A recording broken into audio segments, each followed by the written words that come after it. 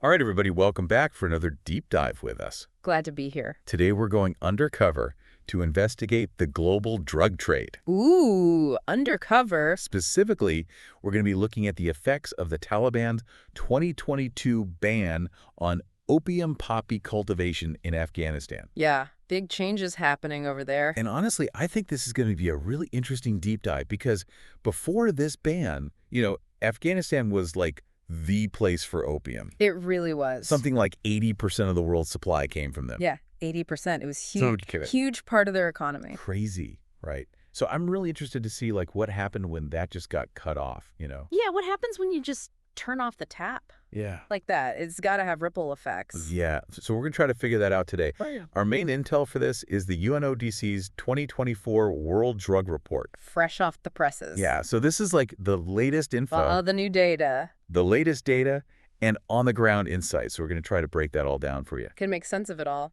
Hopefully. Yeah. And we've got some visuals, too. Oh, yeah. Some visual. Away from the report. Okay. So first things first, Afghanistan. let's set the scene in Afghanistan. Right. Okay, so before the ban, the farmers who were growing opium poppies, they were actually making a lot more money than the people growing regular crops. Yeah, it's good business. Almost 50% more. Way more. That's a big difference. Big difference. Yeah, I mean, I'm looking right here in the UNODC's Afghanistan Opium Survey from 2023. 2023, so pretty recent. Yeah, pretty recent. And yeah, I mean, that's serious money. It was. So, I mean, it makes sense why they were all doing that. Yeah, if you can make 50% more, why wouldn't you? Exactly. But then 2022. 2022, the ban The ban, yeah. drops Huge change. and production just falls off a cliff, Falls off a cliff. basically. That's crazy. It is. Now, the report does mention that some farmers might have been, smart and kind of stockpiled their harvest. Yeah, save some for a rainy day. Yeah, thinking they could sell it later at a higher price. Makes sense. Yeah, but the report also says that, most farmers were living pretty hand to mouth. Yeah, day to day. They needed that income, right away Immediately. to survive. It wasn't like they were building these giant opium empires. No, not at all. So that's interesting. It is. So opium is out, then what's in? Good question. Did they all just become wheat farmers overnight? Well, not exactly. That's where this chart comes in. Okay. Figure 9, straight from the report, Okay. shows us what's happening on those former poppy fields. So, what are we looking at here? Lots of things. Lots of things. A lot of them, yeah, you're right. They are now growing cereals. Okay. But it's not all just wheat. Not all wheat. No, there's all sorts of other crops popping up. Like what kind of stuff? Fruits, vegetables, Nuts. even. Really? Nuts. It's like a patchwork quilt. A patchwork quilt Yeah. of agriculture. Exactly. So, hold on. If the ban is working, then shouldn't it just be fields and fields of wheat, Well, that's the question, isn't it? Yeah. I mean, are these other crops actually sustainable? Long term, yeah. Right, long term. Is this just temporary? Or are these farmers going to be tempted to go back to poppies when, they need the money? When the price is right. Exactly. It's like the Taliban created this giant experiment. They did. They really did. A risky experiment. With huge implications. Yeah, because this isn't just some, isolated incident in Afghanistan. Oh, absolutely not. The effects of this ban are, worldwide. They are. We're talking global shockwaves. Like a drug trade earthquake. Yeah, pretty much. Okay, so to understand this, we're going to zoom out a little bit. All right. We're going to go over to the Golden Triangle. Ooh, the Golden Triangle. That's Myanmar, Laos, and Thailand. Big players. Yeah, and they've always been a major player in the drug world. Always. So they're just watching this unfold, right? Oh, they're definitely watching. But they're also adapting. Okay, how so? Well, the UNODC is reporting a pretty significant drop in global seizures of Afghan opiates in 2022. Okay, so less opium overall. Yeah. But here's the thing. Uh-oh. Those seizures stayed pretty stable in Western and Central Europe. Interesting. Yeah, so less opium overall. Right. Same amount going into Europe. How does that happen? I don't know. That's what we're trying to figure out. Yeah, how does that add up? Are traffickers hoarding stockpiles, maybe waiting for prices to go up? Ooh, that's a good point. Are they finding new routes? Bypassing the traditional ones? Yeah, like back roads for drugs. That's a good point. We're trying to figure out what's going on there. It's a mystery. It's a mystery. The mystery. And let's not forget, too, What's that? there's still a huge demand for heroin out there. Oh, yeah. That hasn't gone away. So, I mean, nature abhors a vacuum. Right. When one drug becomes scarce, Others step up. others got to step in and fill that void. That's how it works. So what's stepping in? Well, we've got a few contenders. Okay, give me the rundown. Okay, number 1, tramadol. Tramadol. A synthetic opioid, Okay. already a problem There. in West Africa and the Middle East. Okay. And the UNODC, they're saying this ban could make things even worse. Like even more misuse? Exactly, especially in places like Nigeria. Okay, what's going on in Nigeria? Well, over there, people are already using pharmaceutical opioids more than heroin. More than heroin. So it's like this ban is unintentionally pushing people towards other substances. Which could be even more dangerous. Potentially, yeah. So that's one contender. That's one. What else is out there? This is where things get a little scary.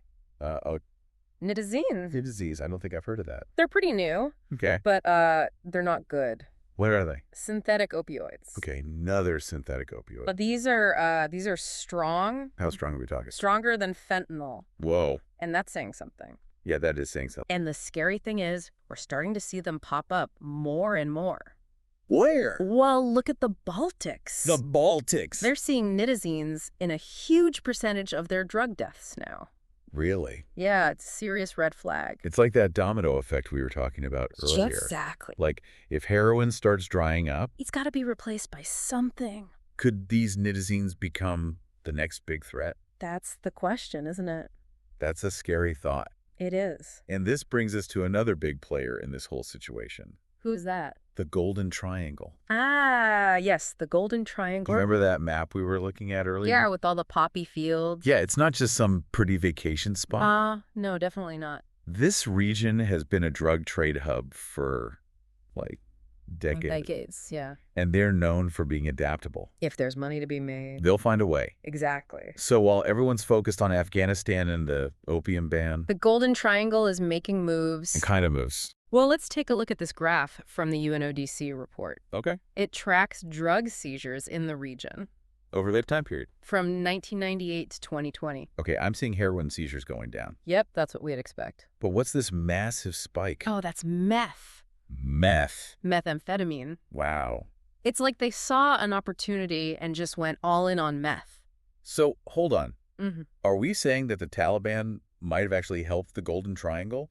It's a possibility. Like cracking down on opium? Inadvertently. Yeah, inadvertently, they like paved the way for meth to take over? It's a crazy thought, but the data suggests it could be true. That's wild. It is. And don't forget about the political turmoil in Myanmar after the military coup. Oh, right. That instability can create the like perfect environment for, illicit activities like drug production. Absolutely. It's like a breeding ground. So you've got instability, opportunity, and a product that's in high demand worldwide. It's like a recipe for disaster. It really is. And here's another layer to this whole thing. Oh, I get now. Remember how we were talking about those traffickers potentially stockpiling Afghan opiates? Yeah. What if they're also involved in this meth boom? Ooh, interesting. Like, what if they're diversifying their portfolio? Smart move. Yeah. Getting into the meth game while holding on to those opium reserves. Hedging their bets.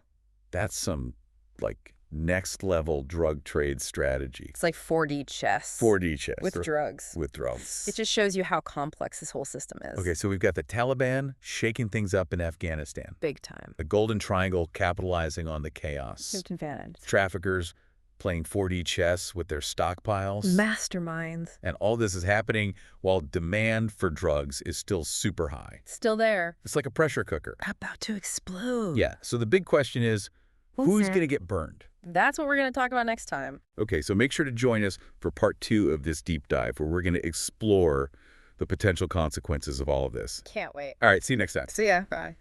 Bye.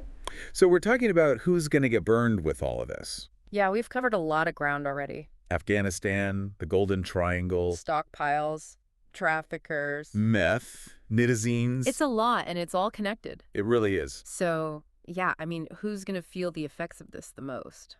Well, we've already touched on the farmers in Afghanistan. Right. They're the ones who are directly impacted by the ban. Their livelihoods are at stake. Exactly. And we talked about how some of them might be tempted to go back to growing poppies if the alternative crops don't work out, Right, and that could lead to more instability in the region. which could benefit the traffickers. Exactly. They thrive on chaos. It's a vicious cycle. It is. And then there's the risk of these more dangerous substitutes flooding the market. Like those nitazines we were talking Yeah. about. Yeah, they're super potent, and they're already linked to a lot of overdoses. And if heroin becomes harder to get, People might turn to those instead. which could lead to even more overdoses. It's a scary thought. It is. And it's not just about what's happening in Afghanistan or the Golden Triangle. This has global implications. These drugs, they end up all over the world. I do. So this affects everyone. It does. I mean, what can we even do about this? That's the big question, isn't it? It feels so overwhelming It's a complex issue. with no easy answers. But that doesn't mean we should just give up. So what can we do? Well, first off, we need to understand the problem. We're doing that right now. Exactly. But we need to keep digging deeper. Keep asking questions. And we need to demand action from our leaders. They need to take this seriously. And they need to work together. International cooperation is key. Because this isn't just one country's problem. It's a global problem. And it requires a global solution. Absolutely. So we need to stay informed, stay engaged. And keep pushing for change. Yeah, because this is about real people Real lives. and the choices we make. As individuals, And as a global community. we can make a difference. We have to. All right, so next time we're going to talk about what we can do What actions we can take. to address this crisis. So make sure to join us for part 3 of this deep dive. It's going to be good. All right, see you next time. See you there. So we're talking solutions. Yeah, what can we actually do about all of this? Exactly, because it feels kind of overwhelming. It's a big problem, It is. but there are things we can do. Okay, I like that. So But hopeless. what can we do? Well, first off, we got to talk about Afghanistan. Okay, yeah, that's where it all started, right? It is. With the ban. And we can't just tell those farmers to stop growing poppies. Right, they got to make a living somehow. Exactly. They need a viable alternative. So what does that look like?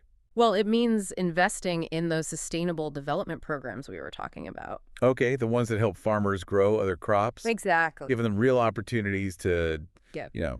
make a living without relying on opium. Exactly. But it's got to be more than just, like, throwing money at the problem. Right. It's going to be sustainable. We need to address the root causes of instability and poverty in Afghanistan. Things like good governance, strong institutions, Access to education and healthcare. all of that. It's like, if you want to build a house, you need a solid foundation, right? Perfect analogy. Otherwise, the whole thing collapses. Exactly. Okay, so that's Afghanistan. But let's not forget about demand. Demand for drugs. Yeah. Okay, so what do we do about that? Well, cracking down on supply is only half the battle, right? We got to reduce the demand for drugs. Globally. Globally. Wow, that's a big task. It is, but it's essential. Okay, so how do we do that? Well, we need to invest in prevention programs, treatment options. Maybe even change how we view addiction, right? Exactly. It's a public health issue, not just a criminal one. I like that.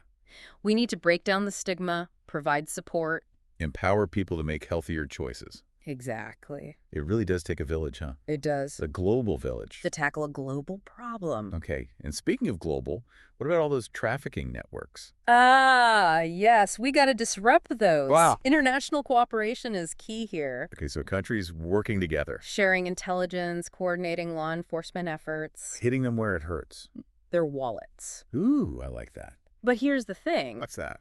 This is a constantly evolving problem. So we got to stay one step ahead. Exactly. We need to be adaptable, anticipate new threats. Like those nitazines. Exactly. And we need to be ready to change our strategies as needed, It's like a game of whack-a-mole. but with really high stakes. Very high stakes. So what can we, like regular people, do? Stay informed. Okay, so keep learning about this stuff. Extremely. Keep asking questions. And demand action from your leaders. Hold them accountable.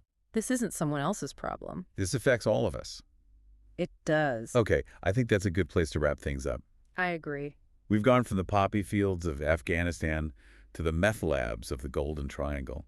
It's been a journey. It has, but it's important to remember that this isn't just about statistics and maps. Right. There are real people involved. Real lives affected by this. And the choices we make, both individually and as a global community, matter. Absolutely. So stay informed, stay engaged, and keep asking those tough questions. That's what this deep dive is all about. We'll see you next time. for another deep dive. Bye! Bye.